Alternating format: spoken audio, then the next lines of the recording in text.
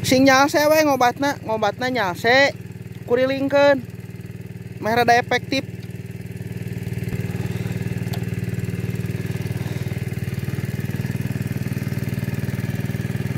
Kita turun kan Kopina geus diaropi beak.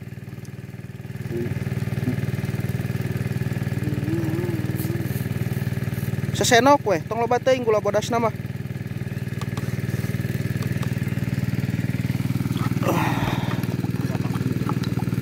Keur mancing bungkul. Oh.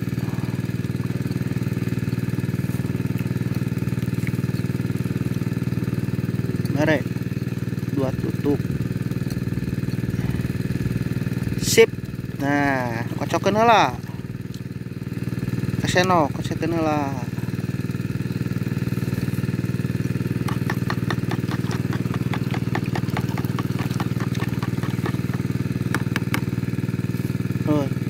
Kocokeun deui. Bagus. 3.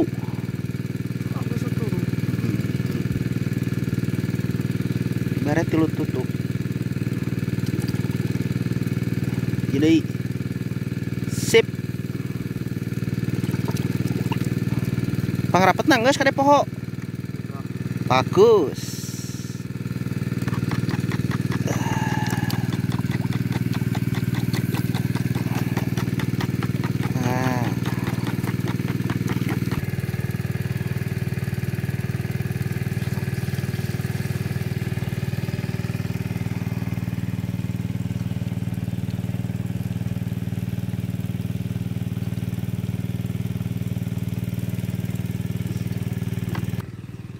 Halo teman-teman, selamat pagi. Saya ucapkan bismillahirrahmanirrahim. Assalamualaikum warahmatullahi wabarakatuh. Saya doakan dan ucapkan semoga kita selalu ada dalam kesehatan, kelancaran dalam segala aktivitas, apapun aktivitasnya itu. Nah, masih di seputar pertanian dan kembali ke budidaya kubis. Sekarang kita sedang mengakali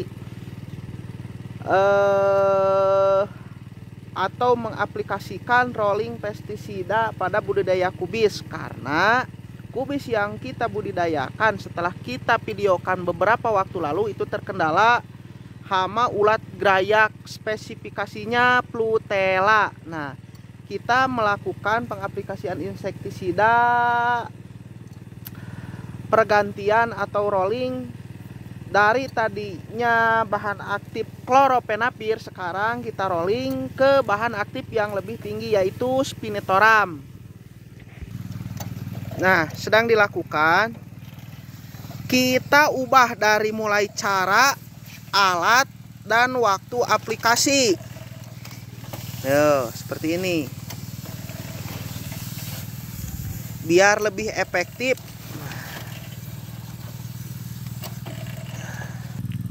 Kurang lebih keadaannya seperti ini.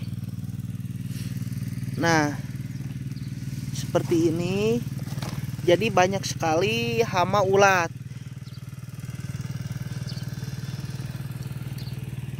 Tuh, dalamnya penuh dengan ulat Plutela. Padahal ketika dikupas bersih.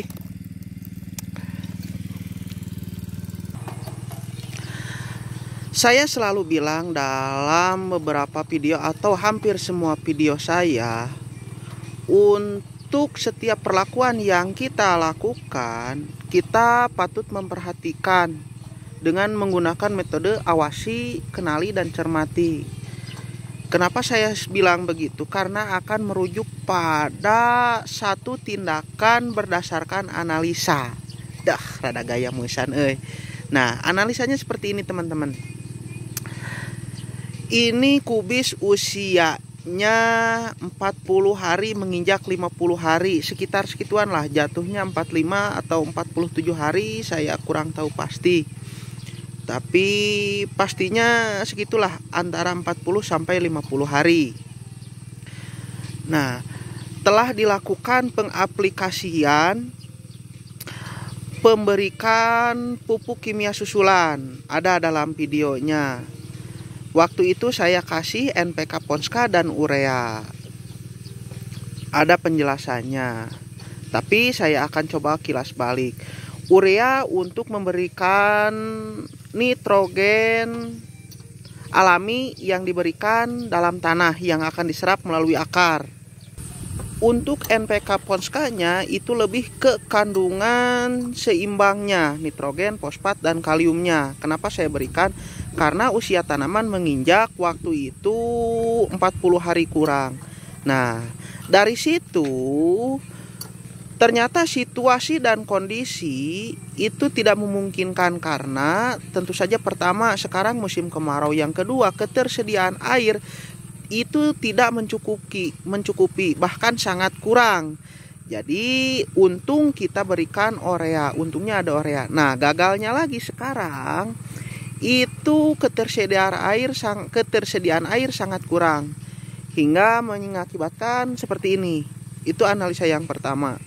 Yang kedua, pengaplikasian pestisida itu sudah tepat menurut saya. Hanya saja air yang digunakan dan metode alat yang dipakai itu tidak memadai. Jadi kita ganti. Oh iya teman-teman, nah ini tadinya kubis sudah dipanen, sudah dilakukan pengolahan lahan. Sekarang saya tanami wortel. Tanami wortel sudah selesai, kemarin diberi pengairan. Nah, sekarang mungkin besok atau lusa kita aplikasikan lagi penyiraman. Nah,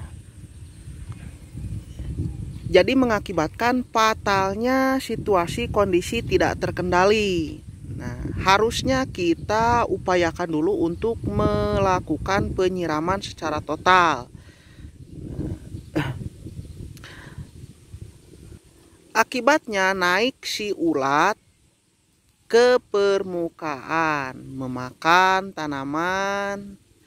Yang kedua, tidak terserapnya NPK Ponska dan pupuk urea yang kita berikan karena kurangnya jumlah asupan air yang diberikan. Hasilnya jadi seperti ini.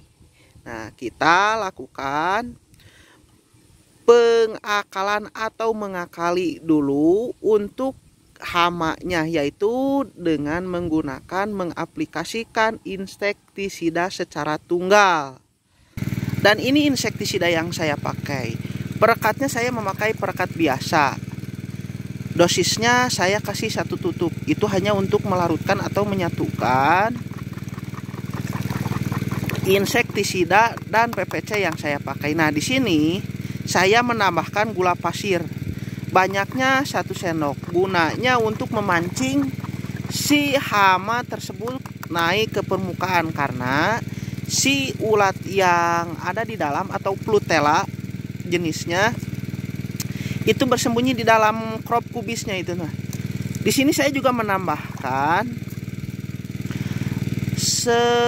sebuah pupuk cair organik alami Angelo.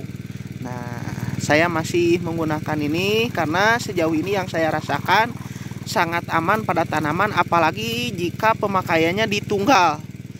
Nah, kita kocok terlebih dahulu.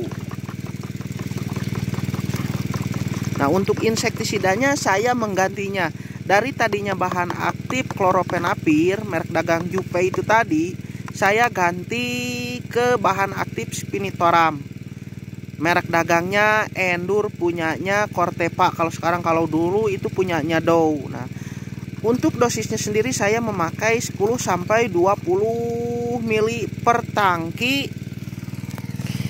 17 sampai 20 liter air ini. Nah, itu kita tunggal. Nah, kurang lebih seperti itu. Kompaknya kita ganti, tadinya menggunakan Sansin, sekarang kompak penol biasa. Bukalah kompak penol biasa. Air kita ganti menggunakan air bersih. Nah, langsung kita aplikasikan.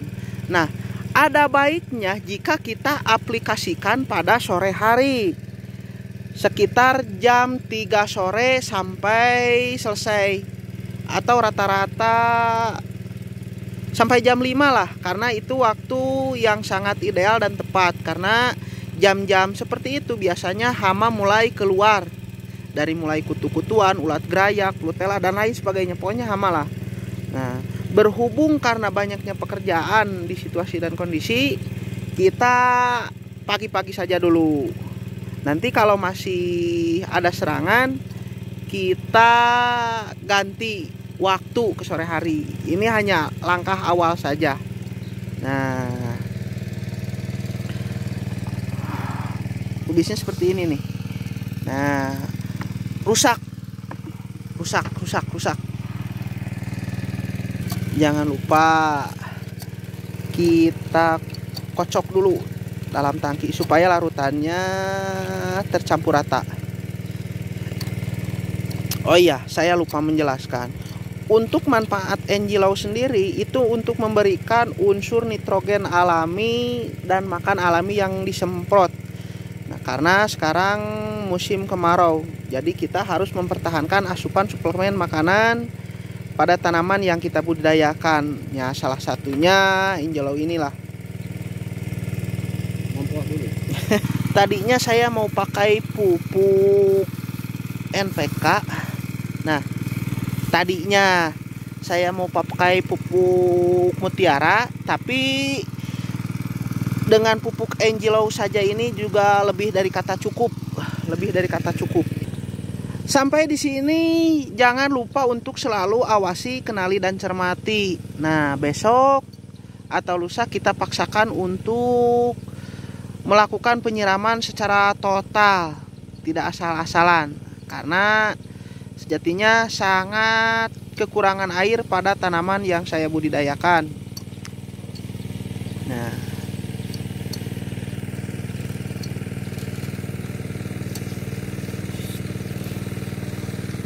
oke, kurang lebih seperti itu. Saya mau lanjut bekerja. Sampai jumpa di lain waktu dan lain video.